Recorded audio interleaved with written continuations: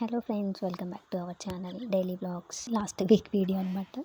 ఇంకా నేను అప్లోడ్ చేసేవన్నీ లాస్ట్ వీక్ తీసి నెక్స్ట్ వీక్కి అలా అప్లోడ్ చేస్తున్నాను. ఇంకా ఇవి వచ్చేసి చిన్న చిన్న ఎక్వేరియంస్ అవి సేల్ చేస్తుంటారు కదా, వాటిలో చిన్న చిన్నవి కలర్ స్టోన్స్ అనమాట. అవన్నీ ఇక్కడ పెడదామని చెప్పి పెడుతున్నాను. బుజ్జి గణేష్ బుజ్జి బుజ్జి గణపయ్య బుజ్జి గణపయ్య. తీసుకో, అడిగినప్పుడు ఇవ్వాలి. నాదైతే అడిగినప్పుడు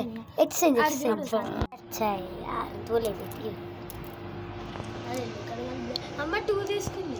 ఈ చవుకి ఇంకోటి చూడక్క. సో గాయస్, నేను స్టోన్ తీసుకున్నా. మా మమ్మీ పెడుతుంటే చూడండి స్టోన్ ఎంత బ్యూటిఫుల్ ఉందో. నేను ఇది తీసుకున్నా.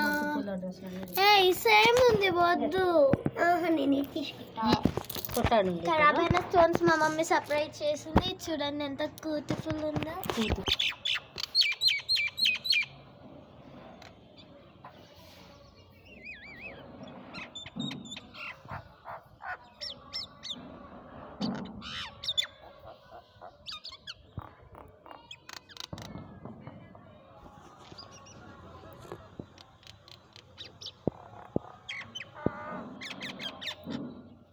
ఇక్కడ వచ్చేసి evening to next day morning వరకు బ్లాగ్ షేర్ చేస్తున్నాను.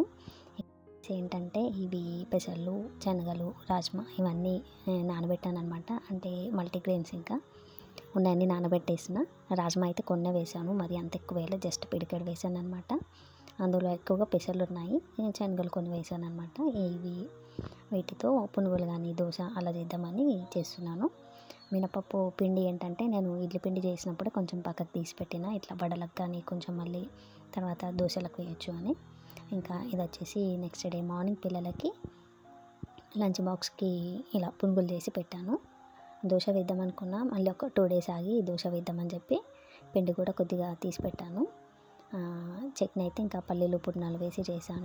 పునుగులలో కలర్ అక్కడక్కడ పొట్టులాగా కనిపిస్తుంది కదా, అది రాజ్మాది అనమాట. రాజ్మా త్వరగా ఉడకదు. సో ఇంకా నానినవన్నీ నేను మిక్సీ చేశాను కదా, ఆ పొట్టంతా అలా ఉందన్నమాట. ఇంకా ఇక్కడ వచ్చేసి రైస్ సేమ్ బిర్యానీ ఎలా చేస్తారో అట్లనే, కాకపోతే చికెన్ పీసెస్కి బదులు నేను ఆలు వేసాను. టేస్ట్ చాలా బాగుంటుంది, కాకపోతే కొంచెం చప్పగా వచ్చింది, అంటే కారం ఎక్కువ వేయలేదన్నమాట. ఇంకా పిల్లలకైతే లంచ్ బాక్స్ పునుగులు, అది ఆలు రైస్ చేశాను. ఇంకా మేము చిన్న చిన్నగా వడల్లాగా వేసాను అనమాట, పునుగుల్లాగా కాకుండా. ఇంక ఇక్కడ వచ్చేసి ఈ డ్రెస్ ఏంటంటే అప్పుడెప్పుడు తీసుకున్న 1 year ఏంటది, లాస్ట్ ఇయర్ దసరా అప్పుడు ఊరు వెళ్ళినప్పుడు తీసుకున్నాను అనమాట. చాలా తక్కువ కాస్ట్లో వచ్చింది, 200 అనుకుంటా. సో ఇంకా అదేమంటారు, వేసుకుంటే అంత స్టిఫ్గా ఉన్నవైతే వేసుకుంటాను నేను. మరి ఇది ఏంటంటే రయాన్ క్లాత్ అనుకుంటా. ఒకసారి అతి తీయగానే ఇలా వేలాడుతుంది అనమాట క్లాత్. ఇంకా దాన్ని ఏం చేయలేక ఆ డ్రెస్కి యూజ్ చేస్తలేను కాబట్టి ఇంకా ఇది పిల్లోకి ఇలా కవర్ లాగా కుట్టేశాను అనమాట. ఒకవైపు ఏమో మొత్తం అదేంటి మెషిన్ పైన వేసాను, ఇంకోవైపు ఏమో సూది దారంతో ఇలా కుట్టేశాను అనమాట. అంటే ఇది ఉతకడానికి అని నేను ఒకవైపు మెషిన్తో వేయలేదు, ఇట్లా చేయితో అంటే మళ్ళీ స్టిచెస్ అన్నీ వచ్చేస్తాయి కదా, ఉతుకుదామన్నట్టు.